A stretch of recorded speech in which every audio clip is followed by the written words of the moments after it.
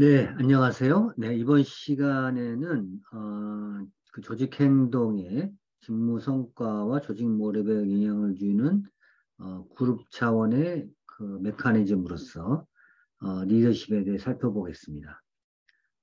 뒤에서 살펴보겠지만 리더십의 핵심은 영향력을 잘 발휘하는 것이고 그 영향력을 잘 발휘하는 것의 핵심에 권력이 있습니다. 그래서 이 부분에 권력과 영향력 전술 중심으로 살펴볼 예정이고요.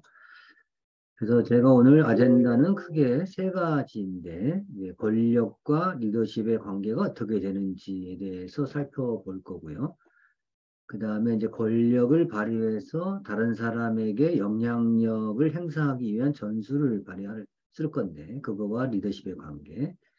그리고 실제 권력과 영향력 전술이 어떻게 이루어지는지에 대해서 살펴보고, 마지막으로 이제 다음 수업 시간에 대한 안내하는 순으로 진행하겠습니다. 그래서 첫 번째 비디오에서는 이제 권력과 리더십, 그 영향력 전술과 리더십에 대해 살펴볼 텐데, 진행하는 분량을 보면서 조정을 하도록 하겠습니다. 먼저 이제 리더십을 정의해 볼 텐데, 리더십이라고 하면, 리더십의 정의는 리더십을 연구하는 사람 수만큼이나 다양하다는 말이 있을 정도로 정말 다양한 정의가 있습니다. 그 중에서 저는 이제 리더십을 정의할 때에 목표 달성을 위한 조정자들의 활동을 지시하기 위해서 권력과 영향력을 사용하는 것을 의미하는 것으로 보겠는데, 어, 제가 이제 이번 수업에서의 리더십 정의는 해야 할 일과 수행하는 방법에 대해 다른 사람들이 이해하고 동의하도록 영향력을 미치는 과정으로서 공동의 목표를 달성하기 위해서 개인과 집단적 노력을 촉진하는 과정이다라고 이제 정의하고 싶습니다. 다시 말하면 리더십이라고 했을 때는 리더가 발휘하는 뭔가 영향력인데 실제로 이제 그 어떤 집단을 구성하거나 조직에 들어가게 되면 달성하고 싶은 이제 목표가 있잖아요. 그래서 이 목표를 향해서 함께 있는 사람들이 그걸 추종자라고 얘기를 했는데 팔로워라고 이제 하겠죠. 리더십의 그 영어로 하면. 그러니까 팔로워들이 어떤 활동을 해야 되는지를 이제 지시하고 이해하도록 하는 거죠. 그렇게 하기 위해서 본인이 갖고 있는 파워, 이제 권력 기반을 활용해 가지고 영향력을 행사하는 게 이제 리더십이다라는 의미고요.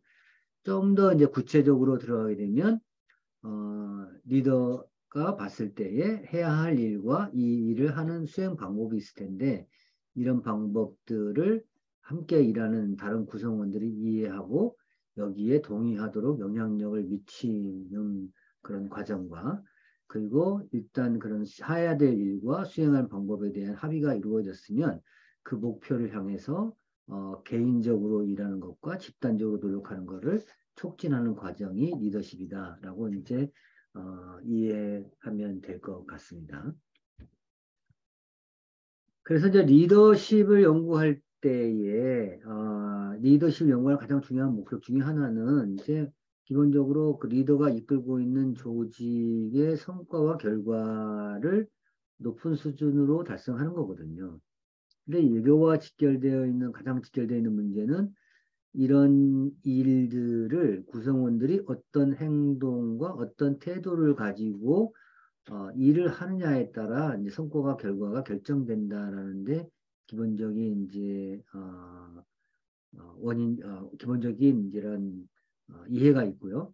그리고 실제로 구성원과 태도를 달성하는 데 있어서는 조직 변수가 조직 분위기가 상당히 중요한 영향력 변수인데 여기에 리더의 행동이 상당히 중요한 영향을 미친다는 것이고, 그리고 리더의 행동은 기본적으로 리더가 갖고 있는 특성에 따라 영향을 크게 받는데, 이거 외에도 상황적 변수가 많은 영향을 준다, 이런 거죠. 그래서 이제 거꾸로 다시 얘기하면, 리더가 본인이 갖고 있는 특성과 상황적 변수를 고려해서 리더 어떤 특정 방식으로 행동하게 되면, 그 행동 방식이 조직 분위기에 영향을 줘서 그리고 그런 조직 분위기가 다시 구성원의 태도와 행동에 영향을 주고 되고 구성원의 태도와 행동 여하에 따라서 그 조직의 성과와 결과가 결정이 된다라는 거죠. 그런 관점에서 리더가 자기가 어떤 특성을 갖고 있고, 특히나 이제 권력이나 영향적 관점에서 어떤 행동을 하는지를 정확히 이해를 하는 게 리더십에서 상당히 중요한 변수다라고 얘기할 수 있습니다. 그래서 이제 근데 그럼에도 불구하고 이제 리더십 프로세스는 이제 지금 말씀드리려고 하는 몇 가지 변수에 따라서 영향을 받게 되는데, 이제 구성원들이 현재 상황을 어떻게 해석하느냐가 상당히 이제 중요한 상황적 변수들이고요. 그리고 일을 할 때에 일이 조직화되어는 방식이 중요한데, 지난주에 우리가 팀의 상호 의존성이나 팀의 상호작용 방식이나 커뮤니케이션에서 논의했잖아요. 이게 휠 방식으로 저지화되어 있느냐 아니면은 서로 협력해서 통합된 방식으로 커뮤니케이션 하느냐에 따라서 또 영향을 많이 받는다고 논의했던 것으로 기억하는데, 이제 그런 것들이 이제 상당히 중요한 거라고 이제 볼 수가 있는 거죠.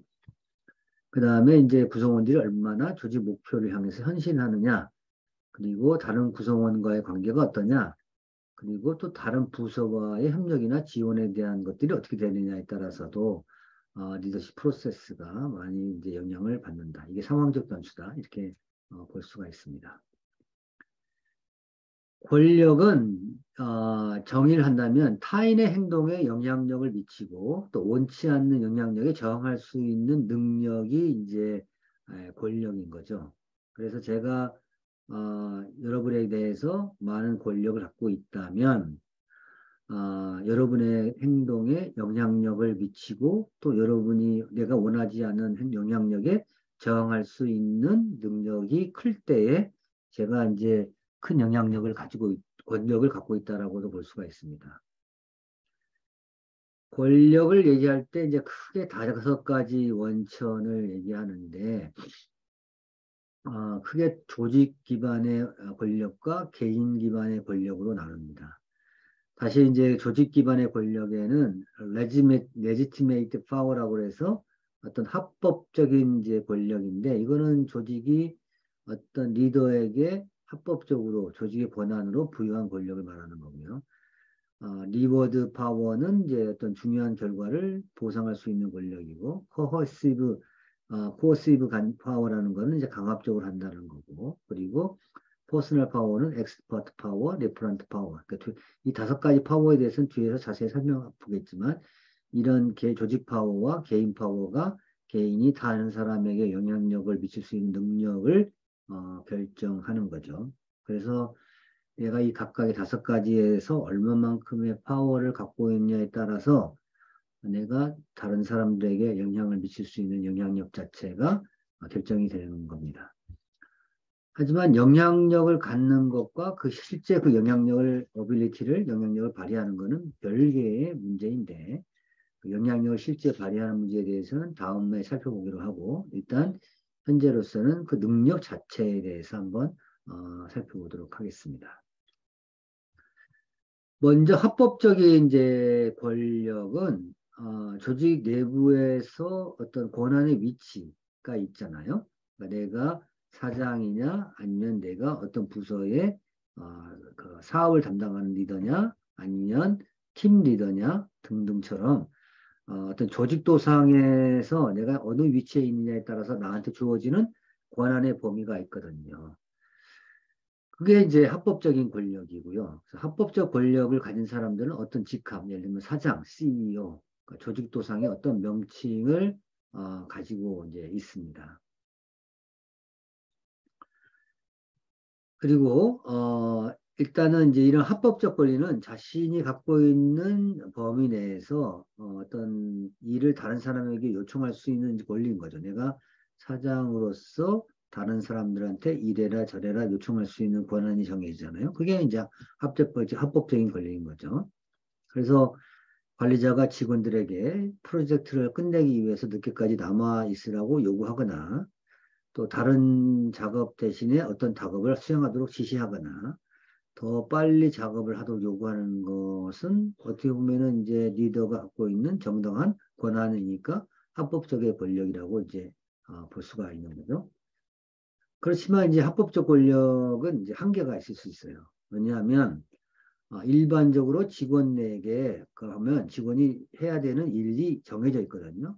근데 해야 되는 일을 넘어서는 범위로 합법적인 권력을 사용하는 것은 불법인 거죠. 그러니까 내가 조직에 들어가면 내가 그 조직의 월급을 받는 조건으로 해야 되는 일들이 정해져 있거든요. 그럼 정해져 있으면 그 정해진 범위 내에서 합법적인 권력이 사용하든지 그걸 넘어서는 범위로 일을 시키는 거는 어, 합법적 권력을 활용하는 범위를 넘어선다는 거죠. 그리고 실제로 합법적 권력을 갖는 것과 효과적으로 사용하는 것은 큰 차이가 있는 거죠. 그래서 합법적 권력을 리더들한테 부여받았다 하더라도 그거를 효과적으로 사용하지 못하면 매우 약하게 영향력을 미칠 수밖에 없는 그런 상황이 발생할 수 있기 때문에 합법적인 권력을 갖는 것과 이를 효과적으로 사용하는 것은 별개의 문제다. 그래서 뭐 합법적 권력을 갖는 거가 사용과 직결돼 있다면 모든 리더가 다 일을 잘해야 되는 건데 동일한 합법적 권력을 갖고 있더라도 실제로 이를 활용하는 방법에서 보면 개인마다 차이가 많이 있다는 것을 관찰할 수가 있는데 이런 측면에서 이런 어떻게 하면 이런 권력을 잘 활용할 것인가가 중요하다 이렇게 볼 수가 있을 것 같습니다. 두 번째가 이제 보상 권력인데 다른 사람이 원하는 자원이나 보상을 통제할 수 있는 능력에 기반한 권력이죠. 그래서 내가 구성원이 원하는 그런 자원이나 보상을 줄 수도 있고 안 줄 수도 있고 많이 줄 수도 있고 적게 줄 수도 있고 뭐 등등의 그런 권한을 내 능력을 갖고 있잖아요. 그게 이제 보상 권력인 거죠. 그래서 뭐 예를 들면 급여를 인상시키거나 성과 평가를 잘 주거나 못 주거나 뭐 포상을 하기 위해서 상을 주거나 또 뭐 더는 뭐 이렇게 더 바람직한 직무를 본인이 원하는 직무를 할당하거나 또 직원이 직무를 효과적으로 수행하는 데 필요한 자원을 주거나 줄 수도 있고 안 줄 수도 있고 이런 능력을 내가 갖고 있다면 내가 보상 권력을 갖는 거죠. 그래서 이제 보상 권력을 가진 사람들은 영향을 받는 사람들이 특정 방식으로 행동하면 거기에 보상을 받을 수 있을 것이다라고 생각하는, 기대하는 그런 것에 영향을 미쳐서 그에 기반해서 영향력을 미치는 거거든요. 근데 만약에 다른 사람이 내가 이렇게 해도 보상을 받을 수 있을 것이라는 그런 기대가 없으면 보상 권력은 통하지 않는 그런 이제 맹점도 있다. 그리고 내가 보상을 한다고 했는데 그 보상을 이 사람들이 보상으로 생각하지 않으면 내 보상 권력은 통하지 않을 수도 있다. 이런 부분에 유의할 필요가 있습니다. 세 번째로 강압적 권력은 뭐냐면 그야말로 내가 당신이 이걸 안 하면 처벌할 수 있어. 라는 이제 그런 생각에 입각해서 기반한 권력이거든요. 그래서 예를 들면 직원을 급여를 이제 강등하거나 해고시키거나 또 정직시키거나 삭감할 수 있는 능력이 있다면 그런 것들에 기반한 권력이 이제 강압적 권력인 거죠. 그래서 이건 주로 내가 어떤 처벌을 받을 수도 있다라는 두려움을 유발시켜서 작동하는 거죠. 그래서 내가 어떤 사람들을, 사람이 자신을 처벌할 수 있다고 믿고 또 그 힘을 기꺼이 사용할 수도 있다라는 것이 있을 때에 통하는 권력인 거죠. 근데, 어떤 사람이 나를 뭐 처벌할 수 있는 권력이 있다. 처벌할 수 있는 권한이 있다. 또 그 사람이 그렇게 할 것이다. 라는 그런 믿음이 없으면 강압적 권력은 이제 통하지 않는 거죠. 그래서 이제 이 강압적 권력을 사용하는 사람들은 이제 권력은 기본적으로 부정적인 감정, 그러니까 두려움 같은 부정적인 감정을 일으키는 경향이 있기 때문에 일반적으로는 자주 사용하는 것은 좋지 않은 형태이고요. 특히 리더십 관점에서 보면은 강압적 권력을 많이 사용할수록 리더십의 어떤 퀄리티, 리더십의 품질, 리더십의 효과성은 떨어진다라고 이제 보면 될 것 같습니다. 이상 세 가지가 이제 조직적 관점에서의 이제 권력이고요. 다음으로 이제 개인적 권력을 볼 텐데, 개인적 권력의 첫 번째가 전문가 권력이거든요. 이건 뭐냐면, 다른 사람이 필요로 하는, 다른 사람이 의존할 수 있는 뭐 리더의 전문성이나 그 다음에 기술이나 지식에서 파생되는 권력이에요. 아마도 이제 제가 뭐 여러분에게 권력을 갖고 있다, 영향력을 갖고 해서 권력을 갖고 있다면 아마도 전문가 권력이 가장 클 텐데 여러분이 지금 제 수업을 들으면서 조직 행동에 대한 저의 전문성, 저의 기술, 저의 지식에 대해서 영향을 많이 받는 거잖아요. 그런 의미에서 제가 이제 전문가 권력을 갖고 있다고 볼 수가 있는 거고요. 이외에도 제가 높은 성과를 달성하는 경험이 있으면 뭐그 분야의 전문가라고 인정받는 거잖아요. 그것도 문제를 해결할 수 있는 능력, 작업을 수행하는 데 필요한 지식이 가지고 있을 때, 그리고 그 전문성이 필요한 다른 사람들에게 영향력을 줄 때에 제가 전문가 권력을 갖고 있는 거죠. 그래서 뭐 예를 들면 높은 성과를 달성하고 있고 문제를 해결할 수 있는 능력이 있고 작업을 수행할 수 필요한 특정 지식이 있다 하도 설령 있더라도 그게 다른 사람이 일하는 데 관련이 없으면 저는 전문가 권력이 없다고 이제 별로 효과가 없다고 볼 수도 있는 거죠. 마지막 권력 기반이 중거 권력이라는 건데요. 중거 권력은 이제 조직 구성원들이 어떤 사람과 동일해지기를 원하고 연결되기를 원할 때 존재한다는 거죠.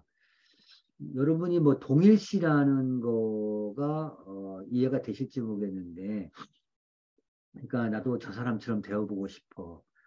저 배우처럼 되어보고 싶어. 저 운동선수처럼 일을 잘해보고 싶어. 이런 마음이 드셨다면 아마도 여러분이 그 사람을 그 사람에 대한 애정도 있고 그 사람에 대해서 동경도 있고 충성심이 있는 거잖아요. 그런 게 이제 그 동일시라는 거거든요.